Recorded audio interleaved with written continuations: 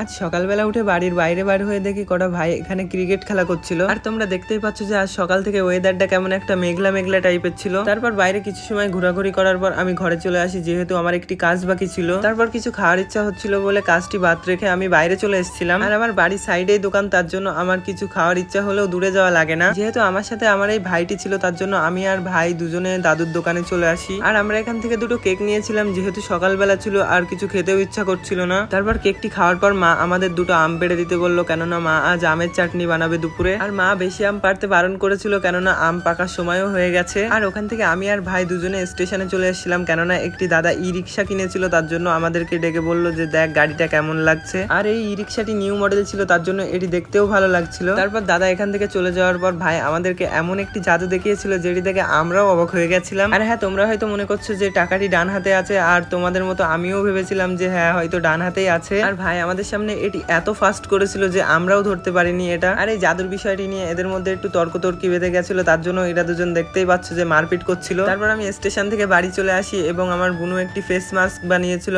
আর ওটি আমার মুখে দিয়ে দিচ্ছিল। আর এটা মুখে দেওয়ার পর আমরা দুজন আয়নার সামনে চলে গেছিলাম, দেখতে গেছিলাম যে আমাদেরকে কেমন লাগছে। আর এই ফেস মাস্কটি দেওয়ার পর বাইরে আসতে এত লজ্জা লাগছিল কি আর তোমাদের বলে বোঝাতে পারবো না। আইসক্রিম কাকু এসেছিল, যেহেতু বার তো হতেই হবে। আর আমি যে আইসক্রিমটি নিয়েছিলাম এটি আগে ভীষণ চলতো, এখন আর অতটাও চলে না। আমরা আইসক্রিম খেতে থাকি। আর তোমরা কে কে ভিডিওটি লাস্ট পর্যন্ত দেখেছো কমেন্ট করে নিশ্চয়ই জানিয়ে যাবে।